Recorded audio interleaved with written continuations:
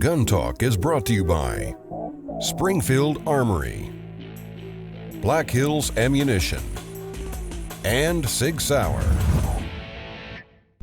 All right, Jordan, before we do any live fire, what we're gonna do is we're gonna work right here. We're gonna use this range garbage cart as one of those shelves that you're standing at in the Quickie Mart, and it's got all its stuff on it.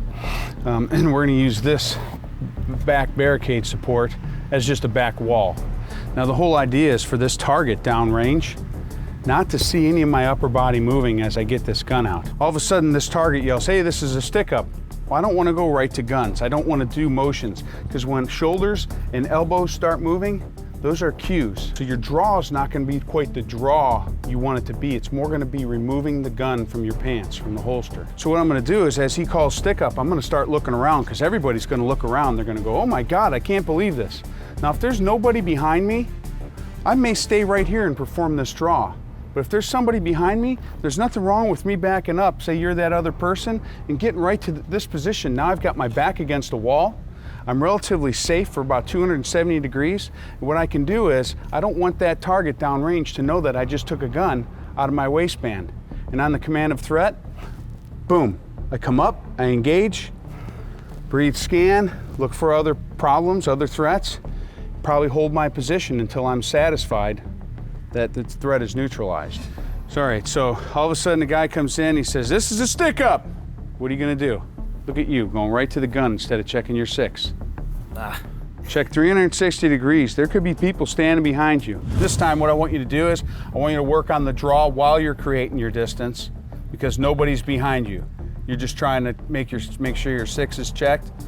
Quick check, nothing's there, start working back, your head's up, scanning, thinking, man, what's gonna happen next? This is stick up. Uh-oh, gotta start checking what's going on, working that gun out. Don't let anybody see your shoulders moving. Pop that gun up without those shoulders moving. Looking left, looking right, getting a good grip on it. Threat!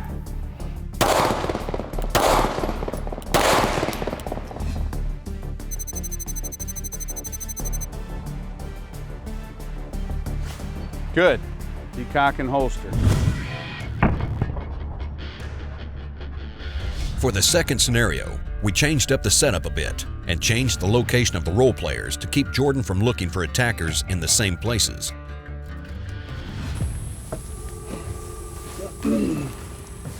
How about the bucket and grits? Okay, grits? Yep. Cheese grits with shrimp? Cheese grits with shrimp and bacon, lots of bacon. I like my bacon. And we got some Liska. This good for you? Okay, that sounds good. I like You that. might need that after you get some grits. That's right. That's good. hard. I'm trying to quit.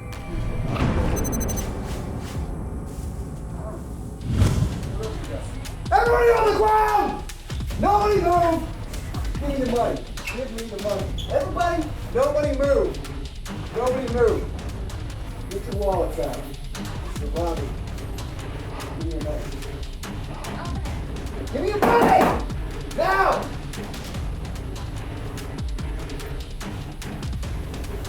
Come here! Drop your helmet! Hey!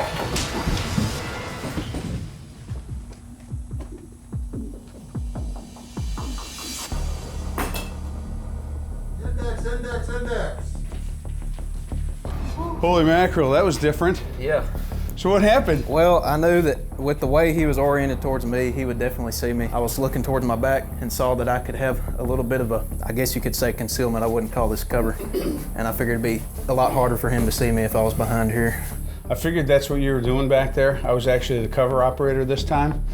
And I thought about shooting at you, because as soon as you shot Ryan, I brought the gun out.